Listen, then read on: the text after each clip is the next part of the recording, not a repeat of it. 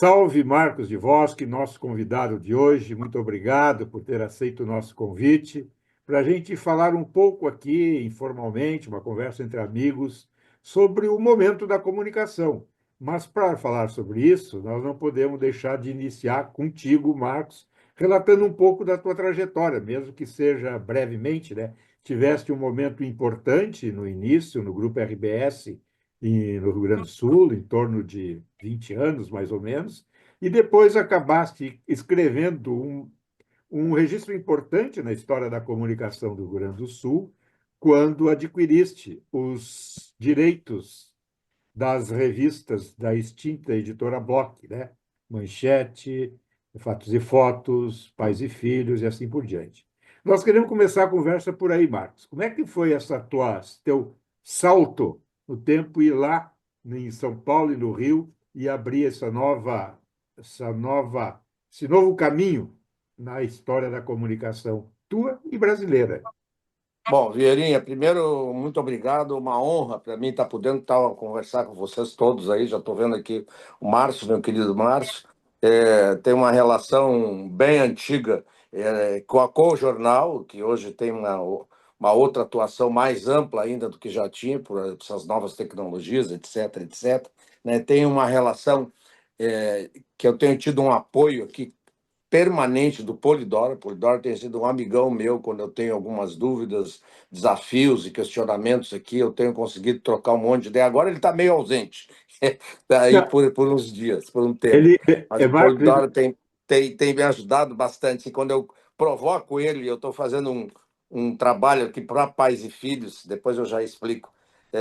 E eu pedi muito o apoio dele, ele é incansável. Ele é um é, cara assim espetacular de ajudar. E aí, aí nessas nossas conversas, a gente vai lembrando o tempo lá dos anos do início da Cojornal, do início dos negócios e tal, jornais terceirizados, etc. Aí a gente vai conversando tudo que é assunto. Então, primeiro, obrigado. Estou super feliz de estar com vocês aí, poder conversar um pouco. E é isso mesmo, conversar. Não tenho a menor pretensão de fazer algum tipo de doutrina aqui sobre qualquer tema. Apenas trocar um pouco com vocês sobre a minha experiência, né? Que ela começou aí, então, e eu acho que bem citasse um período grande, mais de 20 anos aí na RBS, onde basicamente meu trabalho foi na área dos jornais, né? Tanto com o início com a Zero Hora, começando lá embaixo, pela área de almoxarifado, circulação, a montagem, todo o processo de distribuição do jornal no estado do Rio Grande do Sul, depois a montagem da rede de jornais. Então, esse foi meu período, vamos dizer assim, na essência e crescimento dentro da RBS. Em determinado momento, eu achei que aquele processo tinha encerrado e eu acabei, aí você esqueceu, Vierinho, eu recebi um convite da Globo para vir trabalhar aqui, para ir trabalhar na Globo, e foi muito estranho, porque quando eu fui chamado lá para conversar, eu já tinha saído, tinha pedido a minha demissão, estava completando meu período de saída da RBS. Eu achei que eu fosse ser convidado para trabalhar no jornal O Globo, que era alguma um pouquinho de experiência que eu tinha de jornal, tal. jornal. Quando eu cheguei lá no Rio de Janeiro, eu disse, pô, trabalhar no Rio não é uma coisa que me encantava muito, trabalhar no Rio de Janeiro, mas tudo bem, vamos embora, é isso aí que eu mais ou menos sei fazer um pouquinho. E aí, o cara disse, não, não é nada disso, não, nós estamos procurando um executivo para CEO da Editora Globo. E aí, super resumindo, nós acabamos de lançar a revista Época. Foi um investimento bastante importante, e é aberto esse número, foram mais de Sim. 50 milhões de dólares que a Globo botou para concorrer na época com a Veja, né? Que era a posição Com a importante, Exame. dominante. E foi para esse convite para esse trabalho que eu fui convidado, para assumir a Editora Globo, que tinha no seu portfólio 12 revistas, tinha uma área de livros, que era já importante, onde tinha dentro da área uma relação com Maurício de Souza, os quadrinhos do Maurício de Souza estavam dentro da Editora Globo. Eles tinham saído da Abril e foram para dentro da Editora Globo, não ficaram muito tempo que já estavam saindo e tal. Depois ele foi tocar a vida dele sozinho, né? E nesse trabalho a essência vamos dizer assim, da solicitação era um reposicionamento da revista Época. Essa era o mote do qual Eles gostariam de ver se isso fazia sentido, fazer um trabalho para avaliar se fazia sentido reposicionar ou fechar. Essa era a pergunta óbvia lá da direção da Globo, que eles queriam saber o que era para fazer. Então, para isso que eu fui contratado inicialmente, fiquei um período do que se combinou, fiquei os 3 anos que eu tinha de contrato com a Globo, e a gente fez o trabalho que tinha que fazer, achamos que tinha que fazer e tal. Aí é que eu vou já chegar no assunto dos títulos da antiga editora Block, já para tentar entrar no teu assunto, nessa tua pergunta, que foi assim: quando eu estava na RBS, a Block, através do Jaquito, procurou o Nelson Sirotsky para fazer uma conversa sobre a venda dos títulos da Block para a RBS. Era um momento já que a Block estava bastante atrapalhada. E nós, ainda eu pela RBS, fizemos um estudo de avaliação do negócio e chegamos à conclusão que aquele negócio não tinha condições de ser feito, o negócio estava inviabilizado, enfim, não vou entrar em detalhe, mas não fazia sentido botar um dinheiro naquele negócio. Corta. Eu estou dentro da Globo, já no ano 2000, dentro da Globo, quando o João Roberto Marinho me convoca, ou nos convoca, para fazer uma mesma conversa. Ele tinha sido procurado pelo Jaquito para fazer uma venda dos títulos da Block para a Globo. E aí eu disse o que eu tinha dito lá: olha, eu acho que eu posso fazer de novo o trabalho, mas faz muito pouco tempo que se fez um trabalho lá e a coisa não estava muito boa, então talvez é pouco provável que tenha melhorado. De qualquer forma, vamos olhar. Aí eu conversei com o Jaquito e não era diferente disso. O que eu recomendei, ou sugeri na época? Olha, eu acho que o quadro, lembrem-se, o quadro no ano 2000, na mídia brasileira de um modo geral, era um quadro muito complexo. A questão do dólar, os números, as performances de resultados e rentabilidade eram muito complicadas, para não dizer ruins. E aí eu sugeri: olha, eu olhei, é isso mesmo, piorou em relação ao que eu tinha visto e tal, mas eu acho o seguinte: vocês deixem passar um tempo, essas marcas vão ir para um leilão judicial, coisas do gênero, e aí adquire a marca num leilão judicial, fica livre de qualquer tipo de passivo e toca o que vocês acharem que faz sentido tocar, né? E foi isso, realmente a conversa não foi para frente. Quando eu saí da Globo, estava se começando o processo de licitar a venda dos títulos da Block. Já tinha vencido a questão judicial e tal, tinha pessoa jurídica tinha quebrado e a massa falida então da Block estava colocando esses títulos à venda.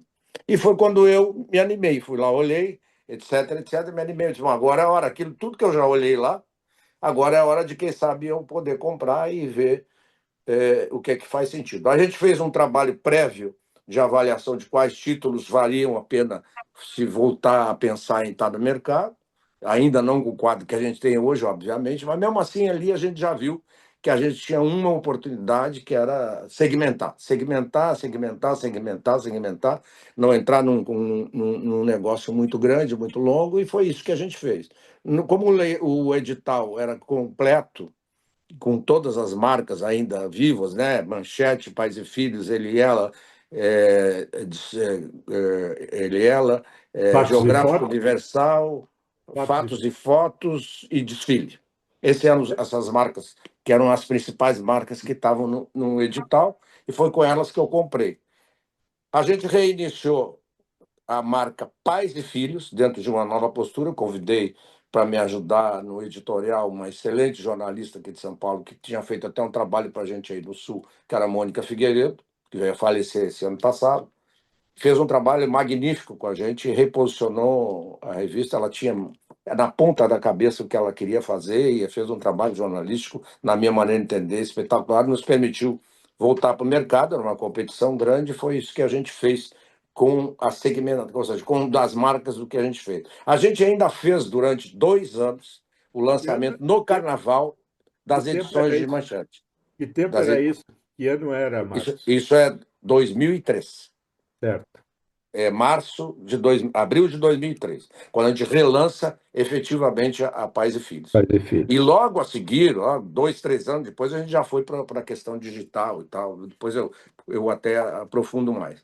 Mas nesse período entre 2002 e 2003, a gente fez ainda duas edições de carnaval, que foram bem importantes e positivas do seu resultado, mas eu achei que não deveria continuar, porque ela, na medida em que não tinha uma regularidade, não tinha uma frequência de circulação, parecia, na visão de alguns clientes e agências e tal, que era uma espécie de picaretagem, que o cara vem aqui só no carnaval querer tomar uma grana aqui e tal, e eu achei que isso poderia começar a atrapalhar meu negócio principal e eu suspendi essa operação de cara e a gente ficou focado na Pais e Filhos. O que a gente fez na paralela com uma outra marca que tinha, e aí pela relação que a gente tinha com o Terra, a gente lançou o produto Ele e Ela digital e tinha algumas edições que a gente fazia. Mas por quê? Porque a gente, na época, vocês vão lembrar, o Terra, como todos os portais que haviam, não eram muitos, de certa forma, para você ter um acesso à internet, você tinha que, entre aspas, tinha uma venda casada, você recebia alguns produtos que você tinha que comprar junto. Então, neste sentido, a gente conseguiu vender assinaturas de ele e ela naquela forma mais ou menos casada quando o cara ia comprar uma assinatura. Então a gente relançou, isso durou 2 anos, a gente viu que isso não ia funcionar mais e parou, não fez mais nada com relação a isso. E a gente focou a nossa vida aqui na revista Pais e Filhos. Foi isso que a gente fez de 2006, 2007 para cá e até hoje, que é o que a gente faz. Basicamente, essa é um resumo aí da história de saída da RBS, passa pela Globo, compra os títulos. Recentemente, no fim do ano passado, fui procurado por um do grupo que já fez parte da antiga Block, e me procurou porque estava querendo relançar o título Manchete com uma visão muito de Rio de Janeiro, com uma visão digital, mas com uma visão menos nacional e mais regional, querendo dar uma fortalecida na questão do Rio de Janeiro. A gente fez uma negociação e eu vendi essa marca. Eles estão operando agora, relançaram um produto, obviamente, que tem impresso mensal e tem um bom envolvimento editorial. Eles fizeram muitas parcerias, fizeram com o Terra, fizeram com R7, fizeram com um monte de gente e relançaram. Estão no primeiro mês de operação, pelo que eu entendi, eles estão satisfeitos, mas não acompanho, eu não tenho nada a ver com essa operação, a não ser a relação que eu tenho de amizade com esse pessoal. Então, esse é o resumo vamos dizer assim, das movimentações. Perfeito. Quer dizer, o teu projeto hoje é Pais e Filhos. Esse Exatamente. está indo muito bem, obrigado, é isso? Não vai muito bem, obrigado. Vai muito bem. Vai Muito muito... bem, obrigado. Se a gente falar disso na mídia, nós vamos estar aqui numa ilha da fantasia, entendeu? Estamos na ilha da fantasia. Já foi bem, muito bem, muito bem. Hoje é muito Bom, duro, né? então Hoje tá. eu ouvi aí um pouco das conversas do Brito, eu tenho do material das entrevistas para vocês, ouvi um pouco do Kupfer, e obviamente a gente acompanha aqui o dia a dia. Então, a mídia, de um modo geral, está sofrendo bastante, sofre bastante. O que é bom para nós aqui, como nós somos super segmentados, a gente tem os eventos.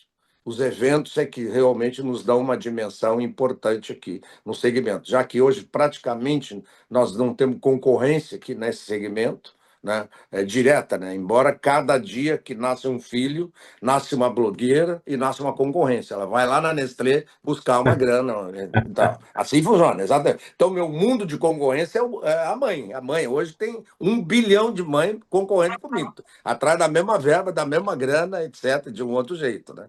Então, do ponto de vista real, o mundo é outro, realmente é outro. Então, não vai às mil maravilhas, não, mas vai indo. Nós vamos bem, a gente tem projetos específicos. Agora mesmo nós estamos trabalhando num projeto com uma grande, eu diria que é das maiores empresas de venda no atacado de produtos da parentalidade, e nós estamos fazendo um merger com elas no sentido de quase um marketplace aí de pais e filhos, chamado Clube Pais e Filhos, mas logo em seguida vocês vão saber disso. A gente está trabalhando nessa frente aí. Muito bem.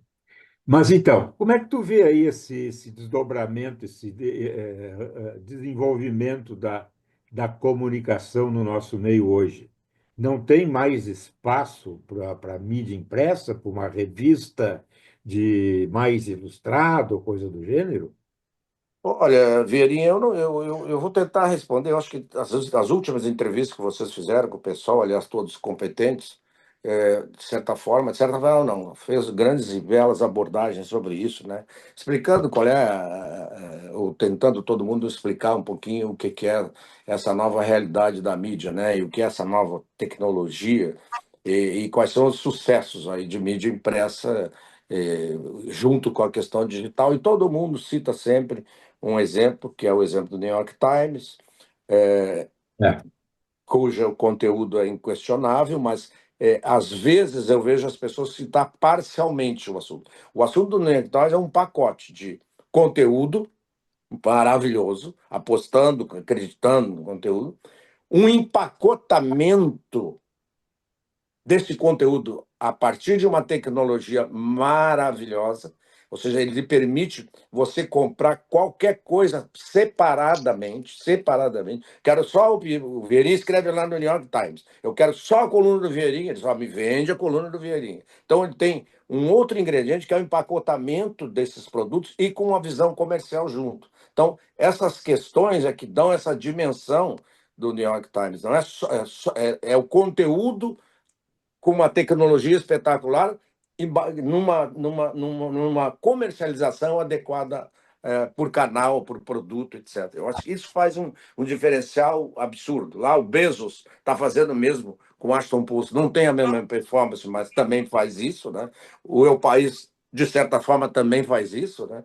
Mas então tem espaço, mas vê bem, tem que ter muita grana, muita tecnologia, muito investimento para fazer. Eu não sei hoje no Brasil, se eu me perguntar, do ponto de vista dos tradicionais impressos, dos tradicionais, acho que todos sofrem bastante.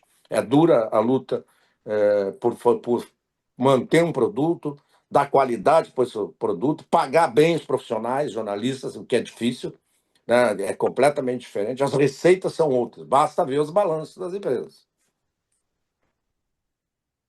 Sim, com muitas dificuldades. Eu acho. É, é, a- o New York Times, e de alguma forma o Washington Post e outros jornais pelo mundo, encontraram esse caminho no meio digital, no meio do online, né? Criando várias alternativas, mas fundamentalmente oferecendo conteúdo de qualidade. Este é o caminho, no nosso modo de Sem entender, dúvida, sem né? dúvida. Isso É, estaria. é o profundo versus o superficial, né? Quer dizer, um conteúdo trabalhado, que tem investimento, que tem gente inteligente, gente de talento, gente competente, que tem tempo para escrever. Quer dizer, aqui no Brasil, a gente pega aí o exemplo da Piauí, né? Piauí faz um trabalho bacana e tal, com essa periodicidade que ela tem, dá para fazer um trabalho bacana, mas tem por trás dela recursos importantes para poder gerar um conteúdo dessa natureza. Não é o mercado publicitário que paga, não, nem o leitor. É, é, Então, o que que eu quero dizer? O desafio nosso aqui, eu acho que todos estão nessa, Folha, Estado, estão tentando fazer da melhor maneira possível uma equação em que possam ainda privilegiar conteúdos, mas aí entra nessa esfera dessa discussão da internet, né? Internet sem qualidade, embora tenha alguns portais fazendo um trabalho bacana e tal, mas é uma guerra que você tem aí duríssima. E a questão da distribuição da verba, que é que paga a conta, para a gente ter um bom jornalista, para ter uma boa estrutura de tecnologia, que não é barata, você tem uma divisão muito grande dos dinheiros das empresas que investem em mídia. Né? Está muito distribuída, muito distribuída. Você pega até o investimento hoje, Verinha, não sei quem está conosco aqui, eu vi o Márcio, né? Mas pega os investimentos em OOH, né? Você não. É uma coisa absurda. Ela só perde para televisão hoje. a mídia O externa? segundo. segundo lugar de investimento em mídia hoje do Brasil é OOH, é o aeroporto, é o relógio de rua, é o terminal de ônibus. Esse negócio tem dinheiro de montão. Os caras estão no Brasil inteiro. Hoje é o segundo investimento de mídia do Brasil, o segundo. Você pega a revista, que no meu tempo, quando eu fui presidente da entidade, lá em 2002, investimento em mídia revista era 11,3, 11,4. Você falou, bateu o top, né? Bateu o top. Aí, quando a Veja, o grupo abriu, era fortíssimo, a Globo tinha uma posição, a editora 3 era 11. Hoje, a revista, direto, não tem 1,5%. Entendeu? É, tem uma parte que eu não entendi bem, Marcos. Você disse que o dinheiro não está no mercado publicitário nem no leitor, para bancar a atividade dos meios de comunicação. Onde é que está esse dinheiro? Onde é Não, que está? não, não, o dinheiro tá, eu talvez tenha me Não, não, expressado errado. acho que ele citou exemplo específico da Piauí, não é? Isso, isso. Eu quis dizer, É. de um Foi lado é aquilo isso. que o É, editor nos explicou, que eles têm um fundo, que o dinheiro fica lá guardadinho e mantém a revista. mas do ponto de vista, vamos pegar da mídia, de dinheiros investidos em mídia, só cresce no Brasil, tem crescido de forma absurdamente positiva, o que é maravilhoso. A Ah, distribuição desse dinheiro, é isso que eu estou explicando. O que vai hoje para jornais, revistas, e televisão e tal, é completamente diferente do que era há algum tempo atrás. É disso que eu estou falando. O dinheiro cresce, as empresas estão investindo mais em mídia. Mas eu estou pegando um exemplo só dos painéis de rua, relógios, aviões. Você tem um volume de investimento absurdo, absurdo. Então cresceu, sim. A distribuição desse dinheiro que está diferente.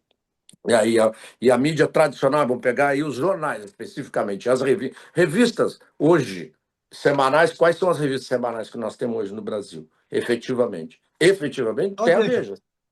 Semanal É. de informação, estou falando, semanal de informação. Que a ver voltou a ter a Veja. aos Né? trancos e barrancos, diga-se.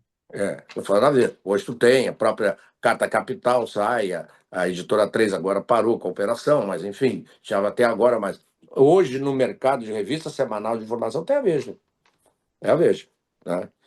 E lutando, lutando, até acho que fazem um bom trabalho lá, etc, etc, etc. E eles compraram da massa falida essa marca, né? Ou essas marcas, né? Compraram todas as marcas também. Então, nesse sentido, não é que eu veja pessimismo, ao contrário. Eu acho que tem espaço, tem que trabalhar. Eu acho que está muito mais difícil, né, para você conseguir ter bons jornalistas, uma boa equipe de jornalistas, porque você não tem as receitas que você tinha nesses veículos. Né? E É. quem conseguiu se ajustar, vamos pegar o exemplo da própria TV Globo. A TV Globo, você pega a entrevista de ontem aí do diretor-geral da Globo, de ontem, anteontem, está falando nisso. Olha, nós aprendemos aqui a não ser uma televisão de apenas que a gente tem um aparelho aqui que você liga, não, tem que ter todo um processo de conteúdo que segmenta, que vende, que vai para lá, que vem para cá, vai para Globo Play, pensa o conjunto. Então, você viu o evento que eles fizeram aí ontem, anteontem, né? Anteontem, um Fortíssimo, evento fortíssimo, fantástico. fortíssimo, fortíssimo, belíssimo. Fantástico, mas em contrapartida, e paradoxalmente, Marcos, foi um programa espetacular, mas a audiência dele foi quase, não ridícula, mas muito aquém, certamente, do que a Globo gostaria. Foi 15,1 de É, share eu, da audiência do dia. eu vi, Verinho, eu vi, é um desafio, né? Hoje, a competição que você tem das vários tipos de tela, né? Principalmente essa tela que está na nossa mão, aí, na mão das pessoas de um modo geral, onde a gente dificilmente encontra produtos de bom conteúdo. Dificilmente. Dificilmente. E gasta tempo. Se você deixar olhar, faz um balanço aí, para no aeroporto. Eu estou seguido no aeroporto, eu fico com duas questões na minha cabeça, né? Que eu entro num jornal, no aeroporto, quero ver um jornal na mão de alguém dentro de um avião, não consigo ver faz tempo. Não Não consigo tem. ver, não consigo ver faz tempo. E eu paro no aeroporto enquanto eu estou esperando, tá todo mundo tendo uma porra de uma tela dessa, entendeu? Tipo, o que o cara está fazendo lá, entende? Se eu estivesse ainda aprendendo, estudando, é uma minoria, muito ruim. Então, O, nesse sentido, é o desafio que a gente tem. alguns estão encontrando seus caminhos, ou encontraram bem mais cedo. Quando a gente, assim, o New York Times hoje é sucesso. Ô, Vierinha, o New York Times começou seu projeto digital de conteúdo, investimentos em empacotamento comercial, tem mais de 20 anos. Mais de 20 anos que eles estão trabalhando nesse, né? E aperfeiçoando sempre. Aperfeiçoando sempre. Né? O país é outro, né? Só para citar esses aí. Né? Então, ou seja, tem espaço para gente. Agora, e tem dinheiro. O mercado tem dinheiro. Né? A minha questão é como que a gente não consegue. É que a grande... Fala, Polidoro. Tava falando mal de ti aí, Polidoro. Tu não estava aí. Pois é, eu demorei um pouco para permitir que tu falasse bastante de mim. Eu esperava que tu falasse bem, mas Não, eu falei mal. De ti eu falo mal sempre. Sabe que tu é meu Se amigo, queixou entendeu? muito, se queixou muito. É, É, o Marcos, como a gente tem conversado, não tem um modelo, né? Cada um vai achar o seu caminho. Na verdade é isso, né? é verdade. Então, de repente, você tem um acordo com alguma organização que é um atacado, você faz um e-commerce e aquilo daqui a 1, 2 anos pode ser um grande negócio que você tem, mas tem que ser sustentado com conteúdo. O conteúdo compõe, então, um novo formato comercial, outro tipo de receita, né? E pode ser complementar, que você vai continuar fazendo os eventos, lá vai ter o Claro, patrocínio e claro. tal. E que é como a gente resolve muitas coisas, né? Compondo, né? Faz o conteúdo, inclusive projetos especiais que têm reconhecimento, como o Top of Mind ou as 500 maiores, tem que ter o produto impresso. Sem Quando é dúvida. documental, quando é algo que gera valor, o impresso ainda é muito importante, né? Também acho. E a solução de ter a informação também em outros canais é natural, cada um acha o seu caminho e por aí que vai, né? Não vai ter um modelo novo. E como as tecnologias elas estão se transformando rapidamente, aí entra a inteligência artificial, já tem novos recursos para criar outro tipo de produto que acresce alguma coisa que a gente não sabe bem como será noutra organização, né? Você tá certíssimo. Eu vi, eu acho que você estava falando, foi com o Brito sobre isso, sobre inteligência artificial, num dos pontos. Ou seja, a gente está entrando nisso, sabe pouco, e isso é uma realidade, nossa, não tem dúvida, né? Tem que lidar com isso. Mas o impresso, é, o que eu estava querendo dizer, né, Polidoro, assim, ó, o desafio do impresso massificado, que eu acho complicado. Acho Perfeito. complicado. Esse eu acho mais duro, porque ele tem um custo, ele tem um processo, uma rotativa. Porra, olha o tamanho da rotativa do Estadão, do Globo, da Folha, do Zero Hora aí, tal, né? São coisas que são pesadas e que requerem investimentos e que é muito difícil porque a receita não está vindo nessa. Outro dia eu estava até conversando com o Nelson em algum encontro que eu tive com o Nelson Sirotes. Ele me disse: Marcos, estou fazendo um esforço grande com a Zero Hora. É difícil, estou fazendo um esforço grande, está indo bem, tal, mas é difícil. Tá? Eu digo: não precisa me contar que é difícil. Né? Mas Não, o que de faz, né, limitado, você vê, tem informações que está só no digital, não entra no impresso, porque o impresso tem limite, né? É mais ou é, menos o que o ex-dono do Correio do Povo, lá, o Ribeiro, fazia. Ele diz, olha, tem 24 páginas, e deu, não vai ter mais. é Ah, isso mas mesmo. tem mais anúncio? Não, só tem 24. Todo dia tem 24. É isso mesmo. Quando tem menos, tem 24. Quando tem É mais, isso. tem 24. É, Pronto. exatamente. É um modelo que funcionou naquela época, né? Funcionou bem e incomodou. É. Então, o desafio é esse. Eu acho que, no fundo, eu acredito em conteúdo.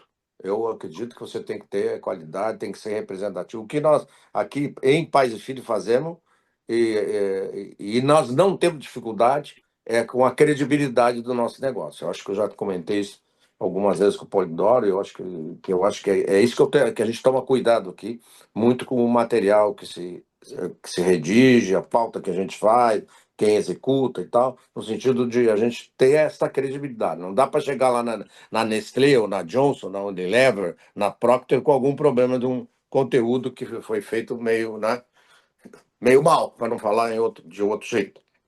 Então, esse negócio nosso, né, vale, credibilidade vale muito. Graças a Deus. Graças a Deus. Como é que se tem credibilidade? Um produto de qualidade. Não tem outro jeito. Não ganha, não tem outro jeito. E com as parcerias, né, Marcos, as parcerias são extensões dos teus projetos que tu só consegue fazer hoje dessa maneira. Aquilo que antigamente se fazia, comprar um serviço, está muito difícil, né? Principalmente quando entra inteligência, entra dados, entra pesquisa. Se não tiver uma composição, né, não ser um negócio ganha-ganha, gerando valor e resultado para você não consegue fazer. Então, a escolha Exatamente. também dos parceiros, né, parceiros competentes que entregam qualidade é muito importante. Sem dúvida. Se não tiver, não pode fazer, né? Não tem, não tem. Pode desistir. Pode desistir. Marcos, estão É. aqui conosco. Deixa eu te localizar, já que está no telefone, está com dificuldade de visualizar todos. O Eugênio Bortolom, o Márcio queria. Ô, Eugênio Bortolom, grande Eugênio. Esse Prazer aí. de estar contigo aí. Faz tempo que eu não vejo o Bortolom, faz tempo. Agora verás aqui a Elaine Lerner, o É ótimo. José Cruz, em Brasília, É, Geraldo Rassi, meu vizinho, em Florianópolis, sei.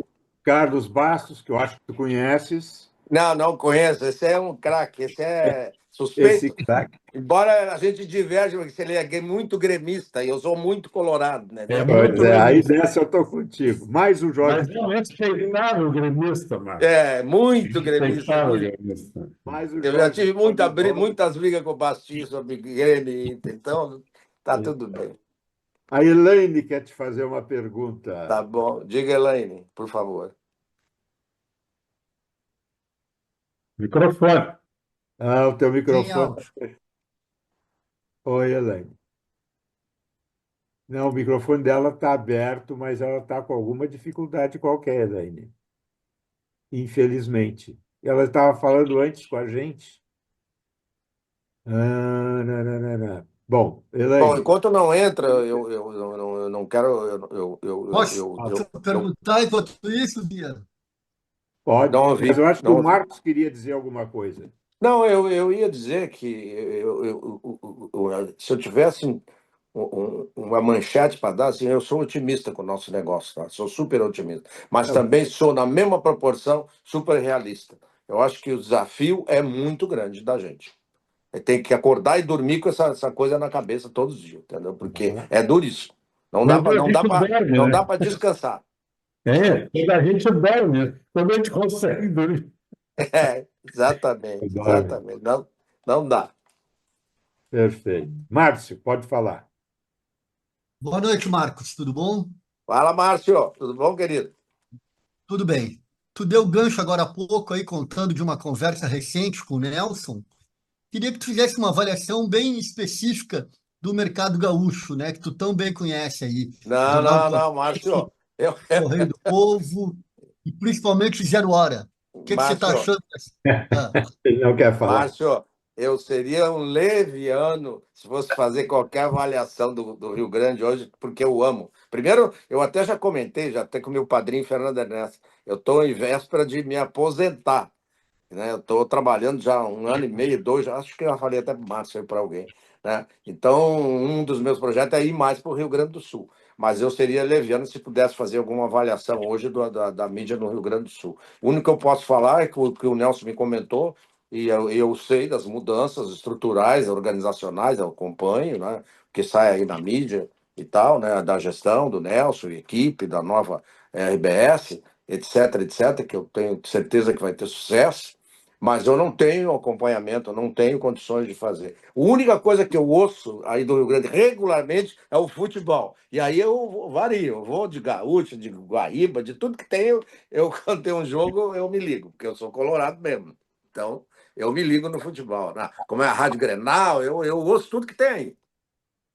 Então, não é me esquivar de falar sobre a mídia do Rio Grande do Sul, mas eu realmente não conheço. Se eu falar, eu vou. Ontem mesmo eu estava falando com meu amigo Felipe Vieira, fui almoçar com ele, de vez em quando a gente vai almoçar, e ele me fez um comentário sobre um assunto aí do Rio Grande. Eu disse, pô, não, por que não me falasse? Eu não sabia e tal. Então, eu não estou atualizado o suficiente para poder fazer uma avaliação. Aí eu perguntei para ele, vem cá, como é que são as posições das televisões, como é que é a Bandeirantes no Rio Grande do Sul, como é que é... Aí ele me deu mais ou menos uma planta lá do que é hoje a mídia de televisão e tal. Ele me comentou ontem, isso, ontem, não, antes de ontem, eu acho.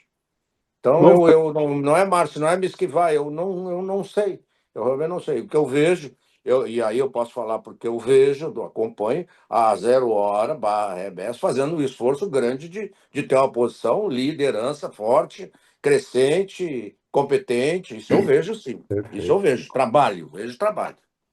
Agora, o dia a dia eu não conheço a numerologia, não sei mesmo. Mas o passado, que nesse caso não condena, sabes muito bem. Como é que foi a tua convivência com o Maurício Sirotsky, sobrinho? Olha, eu costumo dizer o seguinte: eu aprendi tudo que eu sei na mídia, é, do ponto de vista de postura, ética, conhecimento e tal, com as oportunidades que eu tive na RBS, a partir da liderança do Maurício, obviamente, que foi um cara assim que veio de rádio, né? Trabalhava em televisão e daí foi para o jornal. E a paixão que o Maurício teve pelo Zero Hora era um negócio absurdo, assim, era diário, ele chegava no jornal com os recortes, com as cobranças, com as sugestões de pauta, conversa com o Lauro, e eu acompanhava, eu ainda estava num processo de crescimento, né? Mas era um cara que e só fez aprender. Com o Fernando Ernesto, no ponto de vista da gestão, depois ele foi para relações institucionais, com o Jaime, a questão de mercado. Aprendi muito, tudo. E a oportunidade, isso aí eu acho que muitos tiveram na RBS, do aprendizado dentro, no aprendizado nacional e no aprendizado internacional. A RBS fez vários investimentos. Eu sou testemunha de um deles, que eu acho bem importante comentar com vocês, que foi o programa de jornalismo aplicado feito na RBS, cujo Ferraz, que foi reitor foi contratado junto com uma equipe e a gente construiu um currículo bom, que só para não citar muita gente, eu vou citar só a Rosana, a Marta e o Davi Coimbra, que saíram dessa turma, dentre vários outros, só vou citar esses três que saíram desse programa. O investimento da RBS na questão, e aí era um programa do jornal, dirigido para a construção de gente, buscar gente no mercado, aprendizado, investimento. Trouxemos várias pessoas do Brasil inteiro, Hélio Gaspar, e todo mundo para dar aula para esse grupo. Eles podem até falar muito melhor, mas só para ver o que era, e eu não sei hoje, mas deve ser a mesma coisa, não sei, o investimento em aprendizado, conhecimento, conteúdo. Vamos fazer melhor, vamos fazer de um jeito bacana. Então, essa liderança do Maurício, voltando, engenheiro Maurício, o Maurício foi chave, mas ele sempre soube valorizar muito ali os parceiros dele, no caso, o Fernando e o Jaime, e os parceiros. O Lauro era um cara que falava muito com ele naquele momento, né? Sim. Nas mudanças. O Carlinhos Bastinhos também era um cara que tinha muito acesso, trocava muita figurinha ali no sentido de trocar, enfim, entender, melhorar, avançar e tal. Então, isso eu acho que sim, são coisas que foram muito importantes no conhecimento para várias pessoas. Eu acho que a RBS deu para muita gente muito treinamento, muito aprendizado. E o Paulo Santana, nesse ambiente todo, ele mais ajudava ou mais atrapalhava? Não, não, não. O Paulo Santana é o concurso, né? O Paulo Santana só ajudou. O Paulo Santana era um provocador absurdo. Ele junto, o próprio Marco Aurélio, do jeito dele, lá, o chargista, mas o Paulo Santana é gênio. O cara viajava no sentido de trabalho. Primeiro, trabalhava muito, muito. Porque É, não existe essa coisa que aprendi com o Maurício Sucesso e trabalho na relação com o dicionário, né? Quer dizer, trabalho, trabalho e trabalho. Trabalhava muito, tinha um talento, era gênio e tal, mas é. não vi ninguém que não trabalhou lá. Pô. E o Santana, além de ser um gênio, trabalhava muito. Você ia lá na redação, no fim da tarde, todos os dias, ele estava lá escrevendo no jornal, enfim, no rádio, enfim, trabalhava bastante e gênio, gênio, gênio. Foi um diferencial importante, muito importante. Agora está para sair, né? O Fernando Ernesto me disse, essa semana passada aqui pelo WhatsApp, que do copião do livro está pronto e que deve sair em junho, julho. Aí o Márcio é que deve saber, porque o Márcio é que está coordenando isso, deve saber bem melhor que eu aqui. Mas pelo que eu sei, Aí, pelo aí em Fernando julho. Ernesto, o Márcio não conta nada, tá espetacular o livro do Santana.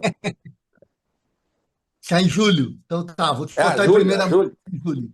É, Junho ainda vai ficar o mês dedicado ao Maurício, né? Que seria o centenário do Maurício. sei. E aí, julho, teremos já o Legal, mês de legal. Paulo Santana. Eu acho que vai ser um belo de um documento, belo documento. De uma justa homenagem. Eu acho que Paulo Santana foi um cara importantíssimo. Foi. Eu sei, eu contei para o Márcio, viu, Vieirinha, que numa Sim. das nossas viagens de Copa do Mundo, que eu fui a várias pela RBS para trabalhar, e um dia, eu acho que foi na Espanha, e Paulo Santana me disse, me leva lá no Corte Inglês. Claro, eu te levo no Corte Inglês. Vamos lá. O bicho comprou 11 pares de sapato. Ou 10, ou 9, ou 12, não me lembro. Mas era um absurdo, assim. Ele era completamente alucinado. Era uma figura. Verinha, me permite, o Alexandre, eu estou sem imagem só, pode ser? Tá bom, nós vamos permitir, já que Tá bem. já que é Tudo bem, Marcos? Como é que tu tá? Tudo Tudo bom, bom? claro que sim. Fala, Eu Alexandre. sou oriundo dessa primeira turma aí dos Tá, eu, robozinhos, eu, não, que o pessoal eu, não quis chamava. eu não quis ser injusto, porque a lista é grande e de gente muito competente. Tá bem. Marcos, eu só queria te perguntar uma coisa sobre o passado, que eu tenho muita curiosidade, porque eu vivi na redação da Zero Hora a época do Augusto Nunes, Certo? que foi, eu acho, assim, quando a gente for contar a história da imprensa gaúcha, sempre vai ter que ser reservado um capítulo para esse momento, que um jornalista do centro do país vir de fora, assumiu a principal redação na época. Era uma coisa que nunca tinha acontecido, né? Jornalistas gaúchos voltar e assumir, tudo bem, mas não um estrangeiro, digamos assim. E tu lideraste, ou pelo menos participaste ativamente disso. O que tu pode contar assim sobre esse momento, esse episódio, que até hoje ninguém contou? Olha, eu não sei se ninguém contou, Alexandre, mas deixa eu te falar. Eu acho que foi meio assim. Claro, a redação da Zero Hora já estava num processo que fez um movimento absurdo de tirar a Zero Hora de sétimo, oitavo lugar no mercado do Rio Grande do Sul para a liderança, que era essa equipe, basicamente, essa equipe de Lauro, Felberg e alguns outros, entre os quais Bastinhos, Divino. Aí eu posso citar 10 mil caras aqui, maravilhosos, que fizeram um trabalho absurdamente competente, duríssimo, né? Ainda com infraestrutura mais acanhada. Eu me lembro quando a gente foi construir o processo de circulação do jornal, não tinha caminhonete, e foi comprar, enfim, não, a gente enxerga a RBS hoje, esquece lá de 69, 70, 71, 72 e tal. Então, a redação liderada pelo Lauro e a equipe e tal, e muita gente competente, gastou, né, cansou, necessitava, vamos dizer assim, um avanço no sentido de vamos trocar, vamos olhar o que está acontecendo, como é que a gente pode fazer um próximo passo. E fomos pesquisar, fui eu mesmo, fui pesquisar no mercado, olhamos alguns nomes, eu me permitiria não te dizer aqui todos, mas achando que esse nome do Augusto era um nome importante para aquele movimento de mudanças, de avanços, de mais um degrau, né? E eu fui conversar com ele, não vim aqui conversar com ele aqui no Estadão, quando ele estava no Estadão, falei para ele qual era o nosso projeto, obviamente isso aí era uma visão da empresa, não era minha, né? Eu era o líder desta área, mas isso era uma decisão empresarial, que obviamente passou pela empresa, e achamos que esse era o nome, depois de conversar com algumas pessoas, e ele foi para o Sul e fez um trabalho, que na minha maneira de entender foi muito importante, que iniciou e terminou, mas que na minha maneira de entender, eu acho que ele fez um salto em relação ao que a gente estava fazendo em Zero Hora, né? Na Zero Hora. Eu acho que houve um crescimento, houve a próprio Zé Paulo Kupfer, que teve falando aí alguns dias atrás, um mês ou dois, sei lá, teve com ele aí, e algumas outras pessoas, mas maioria gente do Rio Grande do Sul. Então, eu diria que, Alexandre, não teve segredo, foi um processo de avanço, melhoria e tal, que iniciou e terminou, né? E a sucessão foi diretamente com quem era segundo dele, né? No caso, o Marcelo. É Marcelo isso, Reck. Marcelo. No caso, Marcelo. É. Marcelo foi a sucessão do Augusto, né? Então, o Augusto teve um período que foi importante aqui, e que se iniciou e terminou. Bastos, nós precisamos que tu chegue um pouquinho para trás, só um pouquinho, para que nós te vejamos inteiro e para que tu possa fazer a tua Eu não estou pergunta. conseguindo entrar, Fiera. Nós estamos te vendo e estamos te ouvindo muito bem, Tá Bastos. dentro. É. Ah, eu Pode queria fazer que a o. pergunta. Eu tô te achando, Bastizo, eu tô vendo teus olhos só e a tua careca. E a testa. Pode dizer a É testa. verdade. Só chega um pouco para trás Pior é que aí. ela está progredindo muito rapidamente. É Mas coisa boa, meu, coisa boa. eu gostaria que o Marcos, que teve muita convivência, falasse um pouco mais do Santana, porque eu acho o Santana uma figura incrível que a RBS criou. E, e o Marcos falou aí sobre o Santana, mas falou muito pouco, porque ele É, conviveu muito com o Santana também, muito, como eu. muito, muito. Eu acho Santana, assim, sabe, o cara absurdamente espetacular sobre todos os aspectos, como pessoa, como gente, mas como profissional, ele tinha umas tiradas absurdamente sensacionais. E do ponto de vista da capacitação, da genialidade, as colunas, as visões, mas ele tinha uma coisa fundamental no jornalista, que ele era puro, era a vida, convivência na rua. O Santana tinha uma coisa importantíssima. É um cara que andava na rua, andava em boteca, andava em bar, andava em prostituição, andava em não sei o quê, andava em tudo que é lugar. Quer dizer, ele ouvia muita gente. Ele ouvia o mercado no sentido de o que está acontecendo ali, aqui, bar, boteco. Quer dizer, ao contrário do que muita gente imaginava, o Santana nunca foi um cara de beber álcool assim, de forma importante. Muita gente pensava, Santana é um cara que toma uns tragos. Não, Santana tomava uma cervejinha lá. O Santana era o rei do doce, do doce. Ele não aguentava um quindim, um pudim, um sorvete. Então, nesse ponto de vista da alimentação dele, ele era o cara mais desorganizado do mundo, na minha mão. Nem sei se isso está dito lá, o Márcio. Márcio, mas ele era Ah, desorganizado com a alimentação dramaticamente, dramaticamente. completamente. Completamente. Todo mundo faz esse relato, que ele. Tu mesmo me contou, e o Nelson confirmou também, que quando ele ia almoçar na casa de vocês, a primeira coisa que ele perguntava era qual era a sobremesa. Exatamente. Não Exatamente. queria saber, um pouco É. importava o prato, pouco importava o restaurante, ele queria saber qual era o doce que ele ia comer. E certamente, né, e era um cara muito maravilhoso. Naquela sala, na última, né, quando eu trabalhei ainda lá, era no terceiro andar, hoje eu não sei nem onde é que é a redação da Zero Hora, mas ali onde ficava aquela sala dele, era ele, o Nilson, o final, né? O Nilson, depois o Lir, Liberato, Liberato, o Isto, e ainda tinha o Barre Nuevo, que entrava por ali. Era uma turma ali naquela sala. E ele ainda fazia as bagunças dele lá, mas ele ia escrever todos os dias. Santana Bastinhos, tu convivesse 100 anos com o Santana e eu também outros 100. Ele era um cara único, único, único. Não dá nem para contar todas as coisas do Paulo Santana, mas ele era. E ele Mas foi eu vou contar uma muito rápida importante, aqui que na minha define o maneira de entender, Santana. ele foi muito importante também para o crescimento da organização de um modo geral. Ele foi um cara muito importante. Ele ajudou muito a empresa, ajudou a audiência, referência, a própria questão do seu gremista. Isso aí, uma empresa do Rio Grande do Sul, isso era uma maluquice, Bastos? Era uma maluquice. Cara, É como é que tem um verdade. cara aqui que não é isento, que vai estar na imprensa e tal? Isso foi hoje é moda, né? Hoje é moda. Ele rompeu os paradigmas nesse aspecto. Total, total, Mas tu quer total. contar uma história aqui? A história é a seguinte, é rápida. O Santana morava ali perto do jornal, mas tinha que atravessar a ponte para ir para casa. E um dia ele está atravessando a ponte do Ipiranga e um cara oferece carona para ele. Diz: Tu vai para o centro, Santana? Ele diz, não, o centro sou eu. É isso mesmo, era isso mesmo. É isso mesmo.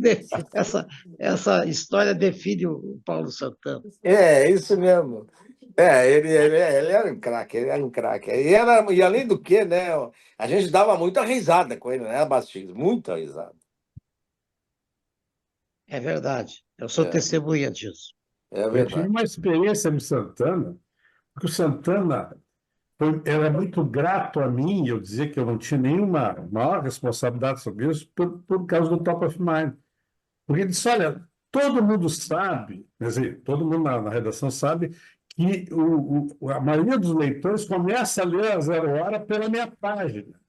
Só que eu não tenho nenhum reconhecimento puro, não tenho um diploma. Não. Aí, quando fizesse o Top of Mind, eu passei a ter um reconhecimento público. Ele valorizava muito. É E verdade. uma vez, ele recebeu o prêmio, acho que era a 10ª vez, porque ele ganhou sempre, né? Desde o primeiro. Uma vez acho que era o 10º, ele fez uma coisa que ele nunca fazia, ele quebrou o protocolo, foi no microfone, porque não dava para cada um falar, né? Então não tinha essa coisa de ir lá agradecer. Mas ele quebrou o protocolo, foi lá e falou no microfone, pegou assim, o diploma e disse: Isso aqui é a coisa mais importante que nós podemos ganhar. Isso aqui é mais importante do que o Oscar. Porque isso aqui não é uma academia que escolhe nos dar isso aqui. Nós ganhamos aqui porque o povo do Rio Grande lembra de nós. É isso aí. E chorou. Eu tenho essa É, foto dele chorando com aquilo na mão, né? E depois eu tive da outra, ele rasgou todo lá. Né? Mas ele era muito. Não, ele ele era muito. valorizava muito esse reconhecimento. Acabamos amigos, né? Às vezes ia lá me visitar, chegava lá, o seu Santana está aí e tal, ia lá me contar uma história. É, Grande é, figura. e nunca foi. O Santana nunca deitou em berço esplêndido, ao contrário. Todos os dias acordava para um novo desafio. Sempre o cara parece que tinha que começar de novo, fazer tudo de novo bem feito, entendeu? É uma figuraça, figuraça. E tinha um pânico de perder o espaço, né? Eu acho que não é uma Ele mistura disso. cultivava todo aquele espaço do jornal, da TV e da rádio, ele Ah, cultivava todo dia. ele cobrava nesse sentido, né? Pô, tem que dar É, valorização. Pô, eu sou bom, mas vocês têm que dizer que eu sou bom. é. Não, e tinha Tá. ciúmes quando eventualmente aparecia um interino, É, quando alguém entrava na área dele, ele tinha muitos ciúmes também. é, Especialmente o Davi Coimbra, né? Ele morria de é, ciúme em relação ao Davi Coimbra. é, Sabia que o Davi seria o grande sonho dele, exatamente. como foi. Mas foi muito, muito bom. O Santana foi um cara. Bastinhos. Bastinhos tinha um hábito regular de ir lá na sala do Lauro. Não me lembro mais que horário, mas acho que era 10 da noite, 11. Depois tu me ajuda, Bas. Mas era o dia que era a hora que eu encontrava lá, Bastinhos, o Lauro, para bater papo. Sempre estavam lá sentados. Acho que era 10, 11 da noite. Não, eu não lembro, Bas. Talvez tu me lembre melhor, mas é que a gente não tinha horário. Todo mundo saía meia-noite, sei lá, 1 hora de trabalho, não sei que hora que a gente saía, era tarde. Mas eu sempre sei que o Bas, mesmo estando na TV, dava uma passada lá. É verdade. Não é a verdade? É verdade, é verdade. Passo é hoje que é outro que vive furungando a notícia e o fato. Se o Basto, se ele não estiver informado sobre o que está acontecendo, ele não dorme, adoece, É hein, isso mesmo. Bastinho? Nosso É, oráculo para fins de política, viu, Marcos? mas ele é mesmo, é um craque. Sebastião é um craque. Isso é craque. Se você precisar saber com uma certa antecipação quem vai ser o próximo governador do Rio Grande do Sul, vá tomar um Fala com café o Bass. com Carlos Bastos, que ele vai. É, é verdade. Esse homem é articulado, esse é verdade. Esse é articulado. Então, pessoal, o Marcos está à nossa disposição, não se É. constranjam. Não, já Leilane, completou o horário de vocês aí. Eu sei que vocês têm os limites, né? Mas, de qualquer desculpe. forma, eu fico muito, viu, Vieirinha? Muito, muito grato. Claro que estou à disposição aí, mas grato por essa oportunidade de trocar um pouquinho de ideia com vocês. Eu amo o Rio Grande. Eu não tenho nada que São Paulo me tirou, e a minha casa, não. A minha casa, a minha vida é o Rio Grande. Meu trabalho é aqui que as coisas aconteceram nesses últimos 25 anos, quase 26 eu estou fazendo de São Paulo, que eu já saí daí, né? Mas eu continuo gaúcho e amo o Rio Grande. Continuo tendo casa aí, etc, etc, etc. Embora more aqui, né? Mas amo. E acho que o meu aprendizado, se é que eu tive algum, foi tudo, aconteceu a partir daí do Rio Grande do Sul. E, óbvio, depois aqui a gente foi fazendo do jeito que a gente pôde fazer, e vai fazendo do jeito que pode fazer. Mas as relações de pessoas, trabalho, aprendizado, desafios, vitórias, derrotas, tudo aconteceu de forma importante aí no Rio Grande do Sul. Eu vou contar uma história do Marcos, que eu já relembrei para ele. Desculpe, Polidoro, antes, Marcos, teoricamente a nossa conversa pode ter mais uns 20 minutos, então, a menos que você, na sua cabeça. Não, eu estou disponível. É que eu achei que era um horário definido, assim, eu não conheço Não, a rotina. podemos ir em frente. Tá? Tá bom. Pode ir, Polidoro. Mas nós imprimimos jornais na Zero Hora. Eu já imprimia depois que a Cojornal assumiu lá o Jornal do Inter e outras publicações, nós imprimimos lá na oficina da Zero Hora. E uma noite, nós tínhamos um horário para rodar o jornal e, por alguma razão interna lá, de dinâmica interna, eles iam passar o jornal, acho que era o Jornal do Inter, que eles impresso, para depois da Zero Hora, que é ir lá muito tarde. E aí eu digo, pá, mas isso aí vai nos ferrar na distribuição. Nós tínhamos uma situação, que eu não me lembro qual, que nós precisávamos ter naquele horário. Aí eu liguei para o Marcos, acho que era 10 da noite, e o Marcos estava com uma festa.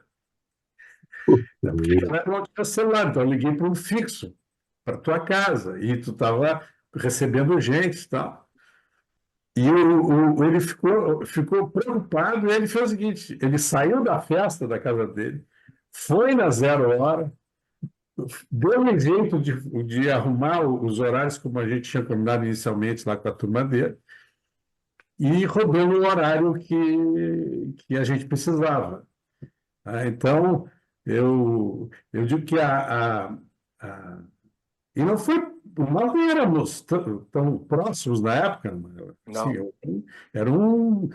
nós éramos um cliente lá, que estava entre tantos outros, e tinha um jornal que era da empresa e tal, e ele resolveu isso. Eu digo, isso foi um exemplo de seriedade, de compromisso, né, com o cliente, e deu um jeito que a equipe dele, que o time dele lá da oficina imprimisse no horário que a gente precisava. Então, foi Não, eu acho que um isso é dos muito momentos importante. importantes assim, de conhecer quem era o Chico de Voz, né? E depois Ah, ficar de amigos com o Fernando. sei lá, a equipe, realmente, a equipe que tinha lá era uma equipe muito, muito boa, muito boa. Então, é questão de ajuste, sei lá. O que a gente esteve sempre muito lá, e aí tem o Bastos, que é testemunha, era uma equipe de gestão muito presente. Muita gente trabalhando bastante, obviamente com as capacitações e as limitações que todos nós temos, mas o esforço e o trabalho ninguém deixava para depois. Não. Vamos fazer. Eu me lembro de trabalhar sábado e domingo regularmente, regularmente. Até porque a edição principal do jornal, o maior faturamento do jornal era a edição de domingo, que chegou a ter 360 páginas, dos quais 180 de classificado. Então, você imagina o processo de produção disso tudo, etc, etc, etc. Tinha que ter compromisso mesmo com horário, logística, distribuição, etc, etc. Outro tempo, né? Mas o que não mudou é a responsabilidade. É disso que eu acho que E tinha o Madruga Duarte. Como? O Madruga Ah, Duarte. não, Madruga era um Era uma chato maravilhoso. personagem Madruga era um única. chato maravilhoso, maravilhoso. Madruga ajudou muito, ajudou Eu ia falar bárbaro. que ele pegava aquele relógio de A areia, né? Como é? ampulheta. Ele tinha A uma ampulheta. ampulheta. Ele botava ali o tempo de passar aquela primeira areia, era o teu tempo para conversar com ele, né? Ele era uma É, era uma, figuraça, é, figuraça. Ajudou muito, ensinou muita gente. O Madruga teve um aprendizado aqui em São Paulo, Rio e tal. Ele ajudou muita gente na gestão, na equipe, na formação, no posicionamento, na seriedade. Madruga era um cara também super sério, muito. Enfim, tinha uma equipe muito boa. Os caras eram muito bons. Não foi gratuito que a Zero Hora assumiu a liderança em jornais no Rio Grande do Sul. Não foi. Foi muito trabalho, muito. E muito tempo, né? Demorou. Madruga, uma vez, convenceu o empresário de que era importante e rentável anunciar na Zero Hora. Isso naquele tempo que a Zero Hora tentava se solidificar ainda junto ao mercado. Claro. E, em certo momento, ele, tentando convencer esse empresário, ele colocou um anúncio classificado dizendo que vendo 10 LPs do fulano de tal, raridade no mercado musical. Contatos com o fone tal. E o fone tal era É do do cara. empresário, era do É cara. isso mesmo? Enlouqueceu, porque foi uma enxurrada de telefonemas atrás dos tais discos esses que ele estava oferecendo. Verinha, nós tínhamos um problema, contar uma historinha. Nós tínhamos um problema os sábados à tarde, porque o jornal de domingo sempre circulou no sábado, no sábado à noite, né? Sim, No sábado, ao meio-dia, nessa rua, que eu acho que ainda se chama Zero Hora, uma que é paralela a Érico Veríssimo, é Zero na Hora. parte de trás, Sim, nessa rua, era a boca de saída, no início dos jornais. Era a expedição do jornal, era nessa rua. Quando o classificado tinha lá só 105, 200 páginas, sei lá. Paravam dezenas de carros para comprar só o classificado no Câmbio Negro, para ele ter informação privilegiada do que eram os anúncios que no segmento que o cara tinha interesse. Era uma coisa impressionante. Realmente, o classificado chegou a ser um negócio muito forte. E mais do que vendia. isso, mais do que isso, Marcos. Como a distribuição também era um desafio hercúleo, 360 páginas Exatamente. por edição, o caderno classificado era entregue aos jornaleiros antes do caderno fechado. Isso mesmo. Eu vi mais de uma vez pessoas comprando só o classificado. Isso mesmo. Corretores de imóveis, vendedores de Isso. imóveis e tal, Isso. queriam saber antes. Era um Exatamente. Não, fenômeno. era um negócio muito poderoso, realmente muito poderoso, forte. E isso, de certa forma, isso não tem mais, isso não existe, né? Isso, Mas a pá de cal foi o telefone, né? Foi classificado por telefone que é, ocorreu pouco. é, foi. Não, aí teve todo um processo, acho que o Madruga liderou esse processo do Foi muito classificado bom. da Zero Hora de forma muito competente na questão mercadológica, desde encontrar, foi o primeiro a gente ter um número de 3 dígitos, entendeu? Foi uma coisa importantíssima. Já que nós, Importantíssima. já que nós estamos nesse flashback, Marcos, qual é o melhor momento da Zero Hora no tempo que você estava lá, que você se lembra e Eu registra? acho que eu acho que tem que dividir ele em partes, né? Eu acho que são várias partes. Eu acho que quando tu olhar pela questão da rentabilidade como negócio, foram os últimos anos. Se olhar como posicionamento, foi quando ele assumiu a liderança lá nos, sei lá, exatamente, vamos dizer assim, nos anos 80, por aí, eu diria, os anos 80, ele começa a ter uma posição importante.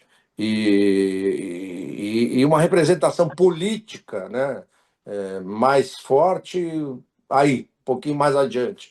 Eu acho que são tempos diferentes, eles foram amadurecendo e virou um negócio de rentabilidade importante a ponto da RBS construir uma rede regional de jornais, né, no Rio Grande do Sul e Santa Catarina. Depois eu não acompanhei mais, mas foram importantes movimentos, né? Eram de posição de rentabilidade importante, os jornais, como aqui fazia, né? O Estadão fazia um bom resultado, o Globo fazia, etc. Mas ali foi uma gestão, eu diria a gestão da empresa, de um modo geral, né? Foi bem positiva, por um período bem grande, bem grande. Hoje deve ser também, acredito que seja. Sim, É, provavelmente. é. Então, pessoal, quem é que quer ter o privilégio de fazer a última pergunta para o Marcos de Vosque? Algum corajoso? Eu, eu faço. Passa, Eugênio. Oi, Marcos, tudo bem contigo?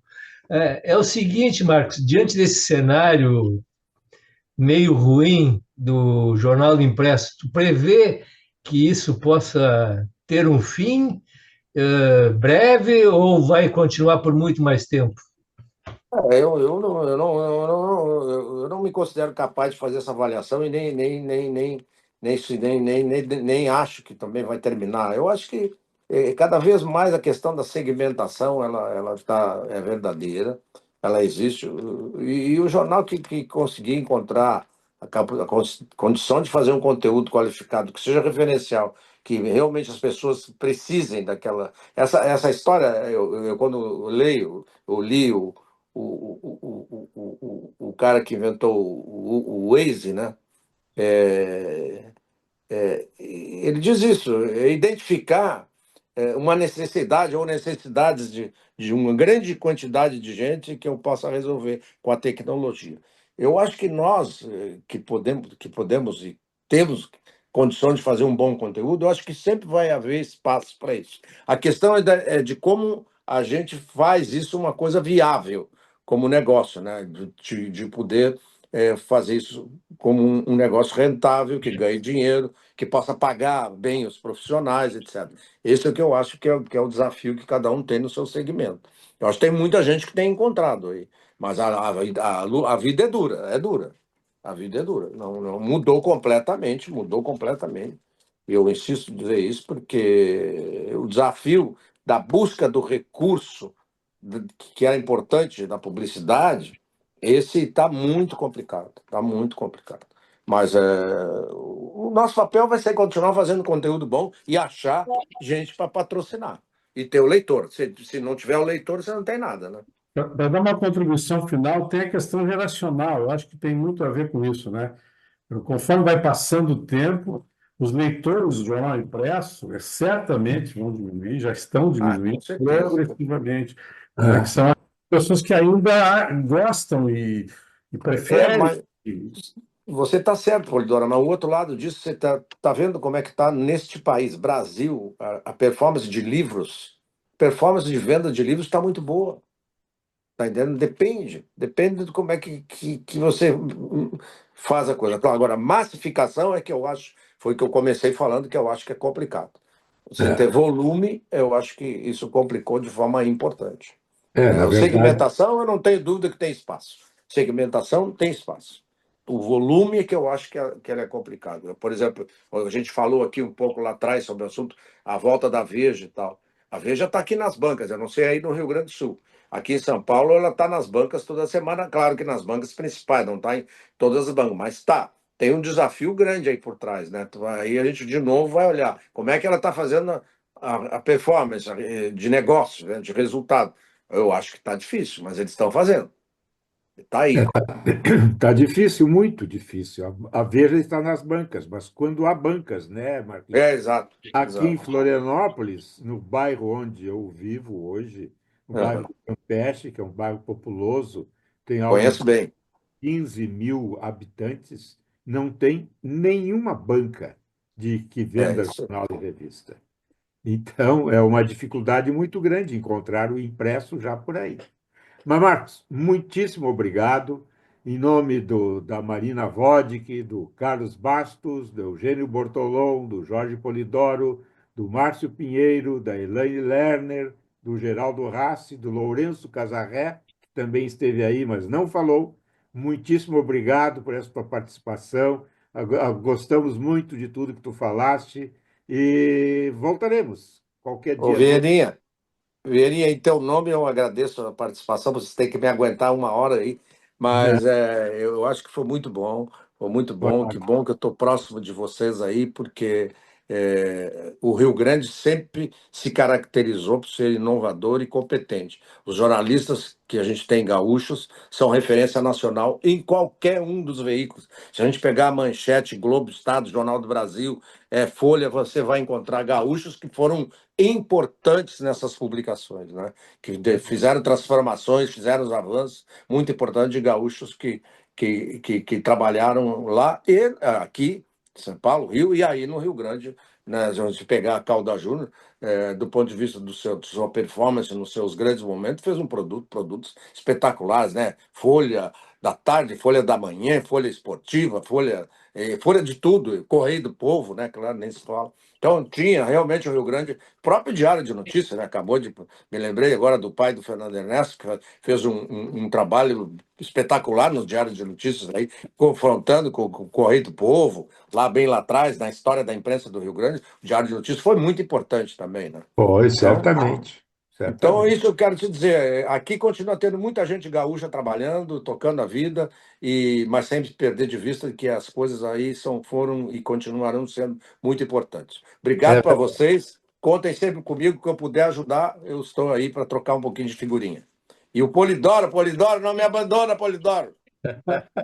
tá bom. Eu Valeu, estou Marcos. sempre mais por aqui, é por isso. Estou te esperando aqui. Tá bom. Quando chegar em São Paulo, me avisa, pelo amor de Deus. Tá Tá bom. bom. Tchau, Abraço. tchau. Bom feriado para vocês aí. Obrigado. Tchau, Até a tchau. próxima, pessoal.